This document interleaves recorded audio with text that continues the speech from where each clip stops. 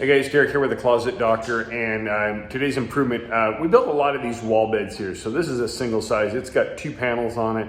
We built a queen size that's 3 panels wide, and then it has a frame on the back. Let me show you this. So this is the back side of the bed. So we've got the panels on the front here, and then we have this frame that goes on it. And when we assemble it, we need to space the frame here off of the edge. We order the same panels every time. We've got it dialed in, the size is the same.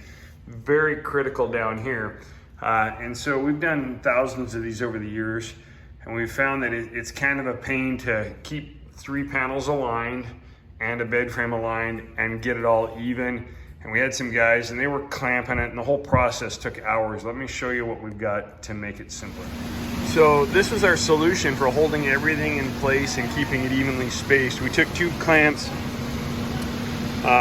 from Harbor Freight, this type of slide bar clamp, and we connected them together. We just put a piece of plywood in between there, bolted those together so that we have a clamp that allows us to get an opening over 65 inches.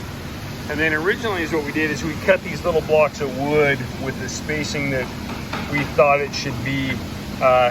We had to modify it. We get some flex and stuff in there, and it wasn't pulling straight. And then we'd adjust gaps with, we'd stack a little bit of foam in here or fast caps on it to get the spacing right.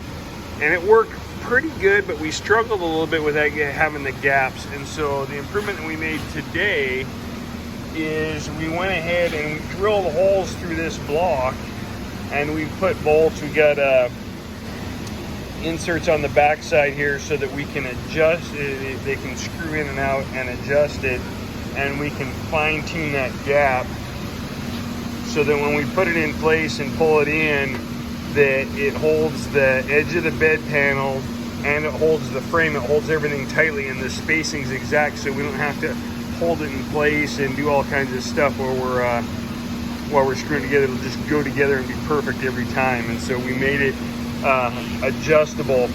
One of the issues that we had is these bolts turn in here really easy. I was concerned about this. So not only we put Loctite in there, but we just pulled them out and we made them locking bolts by just tapping them with a hammer on a hard surface and buggering up the threads a little bit so that they're harder to turn.